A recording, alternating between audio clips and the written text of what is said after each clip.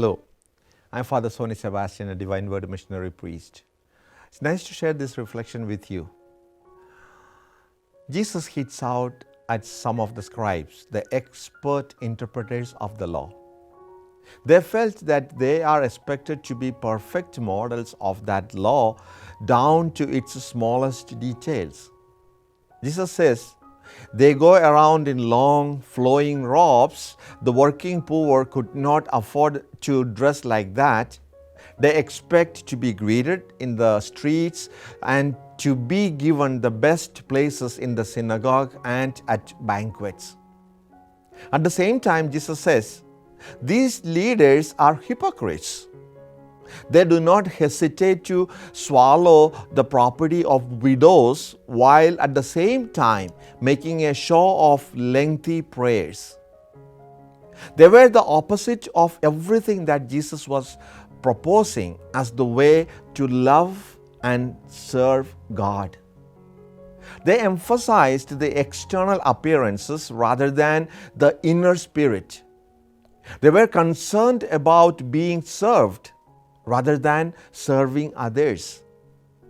They thought only of what they could get through their privileged position rather than what they could share, especially with those in need.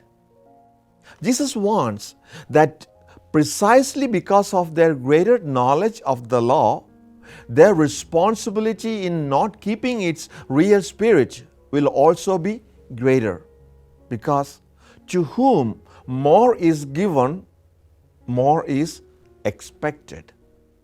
In the second part of the reading, we find Jesus sitting facing the treasury of the temple and watching the people putting in their offerings. A poor widow, and widows were almost by definition poor. A poor widow were, the widows were often reduced to poverty, yet it is one of those who approaches the treasury box and drops in 2 coins of negligible value, in fact. Jesus draws the attention of his disciples to this, who were with him, and points out that the poor woman had put in more than all the others combined. Look at that.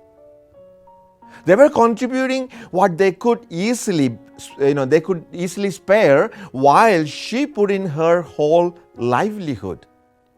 It was an act of total trust in God's providence and care for her. Both these incidents provide matter for us to reflect upon, about the scribes, so also about the widow. Do we wear our Christianity just on our sleeve? Do we tend to assert our rights over others and expect due deference from them?